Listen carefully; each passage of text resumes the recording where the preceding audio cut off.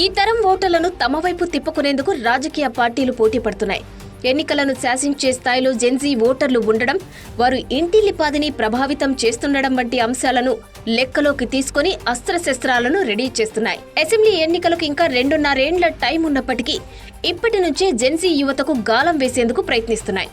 పార్టీల అంతర్గత సమావేశాల్లోనూ ఇదే కీలకాంశంగా మారింది. యంగ్ టాలెంట్ హంట్ పేరుతో Congress party, social media network కేంద్రంగా బీజేపీ, సన్నాహక సమావేశాల పేరిట బీఆర్ఎస్ పార్టీ జెన్జీ ఓటర్లపై ఫోకస్ పెట్టాయి. కొత్తగా రాజకీయ పార్టీ పెట్టిన కల్వకుంట్ల కవిత సైతం తమ టీఆర్ఎస్ మెయిన్ ఫోకస్ జెన్జీ మహిళలపైనే ఉంటుందని ప్రకటించారు.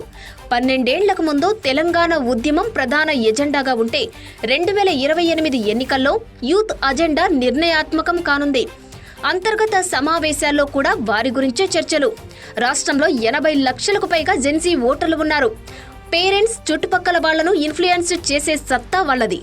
ఇటీవలి ఎన్నికల్లో అయితే యువతే ట్రెండ్ సెట్టర్స్ గా ఇప్పటి నుంచే ఫోకస్ పెట్టిన స్టేట్ లీడర్స్ గతంలో ఓట్ బ్యాంక్ పాలిటిక్స్, కులాలు, ప్రాంతాలు, ట్రెడిషనల్ కమ్యూనిటీల చుట్టూ తిరిగేవి. దానికి తగినట్లుగానే రాజకీయ వ్యూహం, పోల్ మేనేజ్మెంట్, మేనిఫెస్టో హామీలు కేంద్రీకృతమయ్యేవి. కానీ ఇప్పుడు అన్ని పార్టీలు యువతపైనే ఫోకస్ పెట్టాయి. వారికి దగ్గర కావడానికి ప్రయత్నిస్తున్నాయి. ఇందుకు కారణం ఫస్ట్ టైం ఓటర్ల మైండ్ సెట్, డిజిటల్ మీడియా వాడకంలో వారి స్పీడ్ నిర్ణయాలు తీసుకోవడంలో చొరవ, ఇతరులపై ఆధారపడడం కంటే ఇన్ఫ్లుయెన్స్ చేయగలిగే ముక్కుసుట్టితనం తదితరాలు. వారు ఓటు వేయడమే కాకుండా కుటుంబ సభ్యుల్ని, బంధువులను, సన్నిహితులను, ఫ్రెండ్స్ ను కూడా ప్రభావితం చేయగలుగుతారని రాజకీయ పార్టీలు బలంగా నమ్ముతున్నాయి.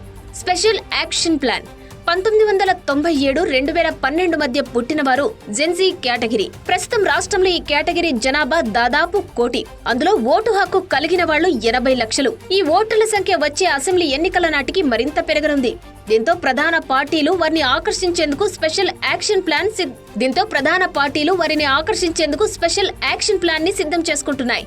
జెన్జీ లెక్క తెలంగాణలో మొత్తం జనాభా 3.86 కోట్లు. జెన్జీ పాపులేషన్ దాదాపు 1 కోటి. మొత్తం జనాభాలో వీరే దాదాపు 26%. రాష్ట్రంలో మొత్తం ఓటర్లు 3.31 కోట్లు. ఇందులో ఓటు హక్కు కలిగిన జెన్జీ యూత్ 80 లక్షలపైనే, అంటే దాదాపు 24% వీళ్లే. రాష్ట్రంలో అసెంబ్లీ ఎన్నికలకు మరో 2.5 ఏళ్ల టైం ఉంది. అప్పటి వరకు జెన్జీ ఓటర్ల సంఖ్య మరో 10 లక్షలు పెరిగే ఛాన్స్ ఉంది. ఉద్యోగాలు, స్టార్టప్లు, డిజిటల్ కమ్యూనికేషన్, సోషల్ మీడియా ప్రభావం, రాజకీయాల్లో ప్రత్యక్ష భాగస్వామ్యం వంటి అంశాలను అస్త్రాలుగా ఎంచుకున్నాయి.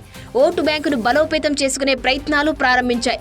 సంప్రదాయ ఓటర్లు, పార్టీకి కమిటెడ్ గా ఉండే కార్యకర్తలు, పాలిటిక్స్ లో యాక్టివ్ గా ఉండే క్యాడర్, ఇలా అన్ని వర్గాలతో పాటు యూత్ ఓటర్లపై పూర్తిగా దృష్టి కేంద్రీకరించే పనిలో తెలంగాణ రాజకీయ పార్టీలు ప్రత్యేక ప్రణాళికలు రూపొందిస్తున్నారు.